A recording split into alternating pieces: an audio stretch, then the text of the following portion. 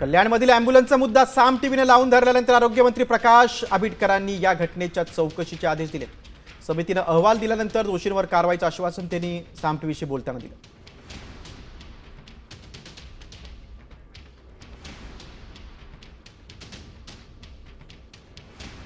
कल्याणमध्ये एक घटना घडली ज्याच्यासाठी त्या संबंधित माणसासाठी 108ची ॲम्ब्युलन्स कॉल केली होती, पण 40 मिनिटांनंतर ती ॲम्ब्युलन्स आली तोपर्यंत तो माणूस मृत्युमुखी पडला आणि त्यानंतर ॲम्ब्युलन्स आल्यानंतर त्यात डॉक्टरही नव्हता.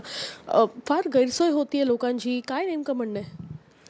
नाही, 108 ही जी काय आपण ॲम्ब्युलन्स उपलब्ध करून दिले ते ॲम्ब्युलन्सची एक नियमावली आहे की त्याच्यामध्ये रिस्पॉन्स टाईममध्ये त्यांनी पोहोचायचं आहे.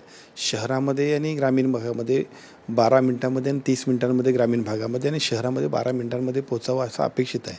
रिस्पॉन्स टाईममध्ये पोचणं हा एक भाग आहे आणि तिथं ॲम्ब्युलन्समध्ये ड्रायव्हर नव्हता किंवा अन्य कोण डॉक्टर्स नव्हता असं म्हणतात. ह्या दोन्ही गोष्टी ज्या ऐकलेत त्याप्रमाणे गंभीर आहेत, परंतु त्याची वस्तुस्थिती आपण बघूया.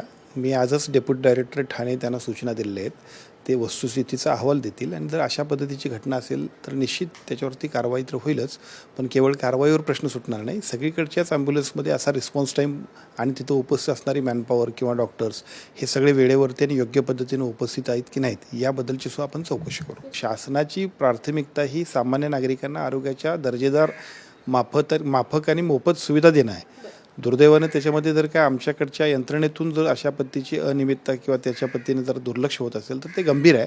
आपल्याला त्याच्याबाबतचे रिझल्ट्स मिळतील. कॅमेरा पर्सन विक्रम सवैदेही काणेकर, साम टीव्ही न्यूज, मुंबई.